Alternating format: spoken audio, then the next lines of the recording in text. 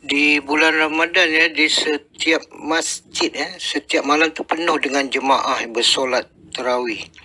Ada yang bawa anak-anak mereka dan anak-anak ni fitrahnya suka bermain.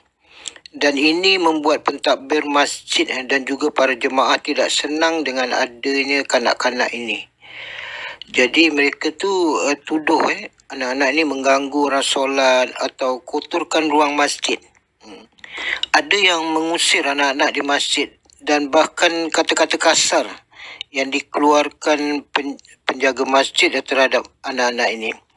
Kita tidak sedar bahawa anak-anak yang berlari dan tertawa bermain di dalam masjid, mereka sebenarnya adalah malaikat yang sedang bergembira di rumah Rabbnya. Bahkan Rasulullah pun, cucu Rasulullah Hasan dan Husain pun pernah naik bermain di punggung Rasulullah ketika Rasulullah sedang solat. Rasulullah tidak pernah marah atau usir mereka. Itulah masjid Nabi yang tidak sepi dari anak-anak kecil. Ni Sultan Muhammad Al-Fatih dia pernah berkata, jika kalian tidak lagi mendengar riang tawa bahagia anak-anak kecil di masjid, waspadalah, saat itu kalian dalam bahaya. Bulan Ramadan hanya sebulan dalam setahun. Dan di bulan mulia ini Allah Ta'ala tu dia menurunkan rahmatnya yang tidak terhitung.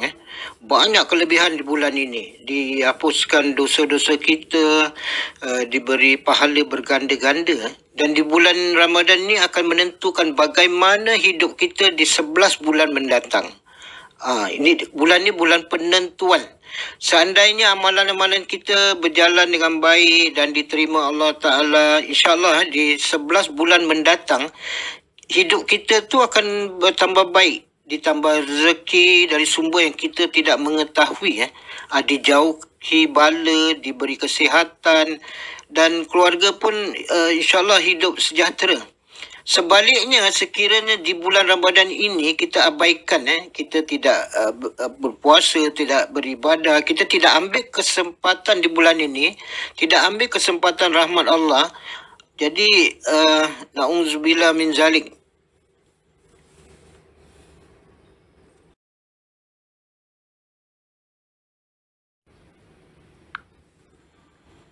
Konsep berpuasa sebenarnya adalah supaya kita merasakan kelaparan. Apa itu lapar? Dan kita ingat mereka yang hidup susah, yang mereka yang kesempitan mencari nafkah, golongan miskin. Jadi dengan ini membuat kita lebih insan, lebih empati kepada golongan miskin. Bukan untuk kita menjamu selera dengan mewah, melayan nafsu dan melakukan pembaziran. Antara konsep berpuasa adalah kekosongan, iaitu kosongkan diri kita dari makan minum, dan kita kosongkan hati, jiwa pemikiran kita dari sifat-sifat yang tercela, iaitu seperti marah, kita membenci, buang sifat dendam. Kita tutup semua pintu nafsu, keinginan, dan kita tundukkan ego kita, buang kesombongan. Jadi bila semua sifat-sifat negatif ini ditutup, kita kosongkan diri kita dari sifat-sifat tersebut, maka barulah bermula yang dipanggil pembersihan rohani. Dan ketiga ini Allah Ta'ala, iaitu Sang Pencipta, akan membuka satu pintu, iaitu pintu rahmah.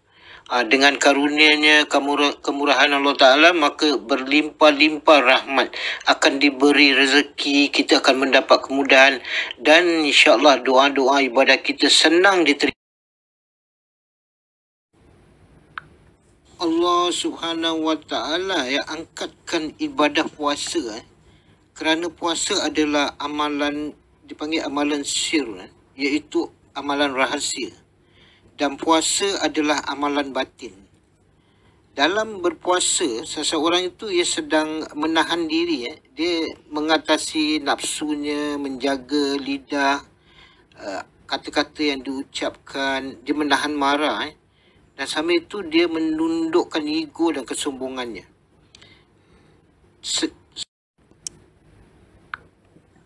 Sebaliknya dalam ibadah kita solat, kita nampak orang tu solat, dia ambil wuduk, dia rukuk, dia sujud. Begitu juga kita nampak orang pergi haji, pergi umrah. Mereka berihram, melakukan tawaf, sa'i dan sebagainya. Ibadah kurban dengan kambing, lembu, sembelihannya dan sebagainya. Tapi orang berpuasa, dia tidak menunjukkan apa-apa. Hanya kurang aktivitinya.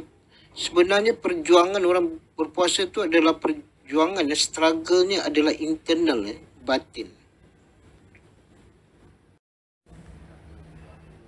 Kini umat Islam di seluruh dunia sedang menjalani ibadah puasa di bulan Ramadan.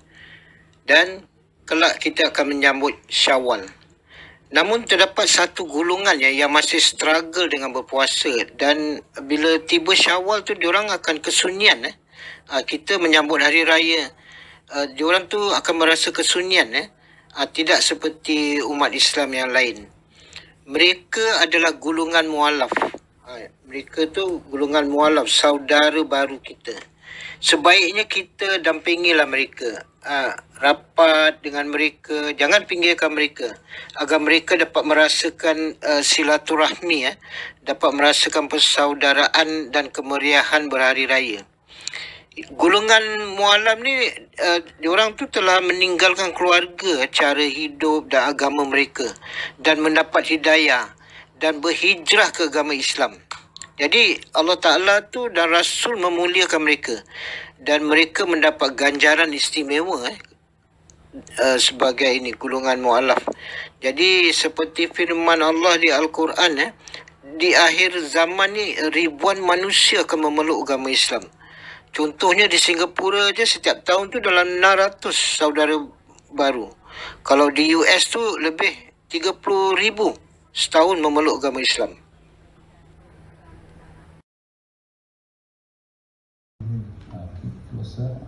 Ashhadu alla ilaha illallah wa ashhadu anna Muhammadan Rasulullah.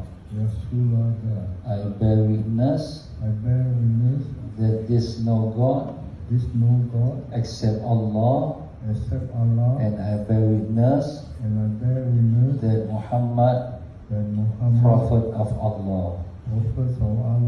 Alhamdulillah. Al-Fatihah.